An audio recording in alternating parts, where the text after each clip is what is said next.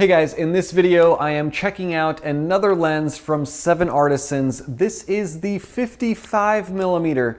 You can't really tell because all of these boxes are the exact same, but this is the 55mm F1.4 manual prime lens from 7artisans. Let's check out how it comes packaged. So here we are with the box once again. Around the back you have specifications and information on this lens. Let's open this up. Same information packet with specifications, a warranty card, and the lens comes nicely packaged in foam. So here is the lens up close. A little bit longer than I expected, 55mm f1.4. It looks like, interestingly, the aperture is on the front of the lens. And then this is the focus ring with some markings here as well. So front lens cap is just plastic. Nice looking front lens element. Let's take off the rear cap. Here is the rear, and I believe this is an APS-C lens. I don't think it'll work with full frame. 49mm filter thread, 7artisans, and then a serial number. And let's see, the aperture was declicked. Look at that, all the way open and then closed down to F16. So that is it. It's pretty compact. It feels like it's pretty well built. I'd say out of the 7artisans lenses that I've handled, this one to me feels the best built. And here you can see that the front lens element, front barrel, does extend as you are focusing, but it is very, very smooth. Aperture is a bit more stiff, but it is also very smooth and declicked. So definitely very excited to mount this thing on my a6000 and see what sort of images we get. Here's the lens once again, and mounting it on my a6000, that is what you get. So it is about twice as long as the kit lens. If you move maybe a little bit less than that. That piece of glass on the front is awesome. So many different colors bouncing off of that. It feels nice and heavy. It does make the camera a little bit more front heavy, but it's not terrible. So let's go ahead and check out some sample photos and videos using this lens. And all of these shots were done on my a6500. So a little bit more stable handheld.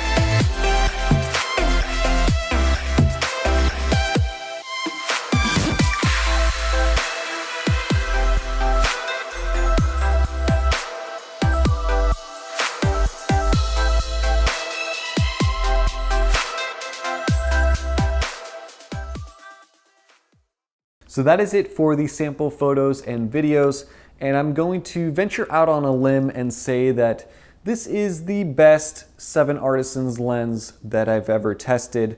It just feels really good. I think it performs very well for what it is. it's not going to blow you away. Like if I put this lens up against the Sony SEL50, the Sony SEL50 is going to be sharper, probably in the center and definitely in the corners. It's going to have more control over flaring and chromatic aberration, but this lens for the money is pretty dang good. Background bokeh is super creamy. The colors are very nice. They pop nicely.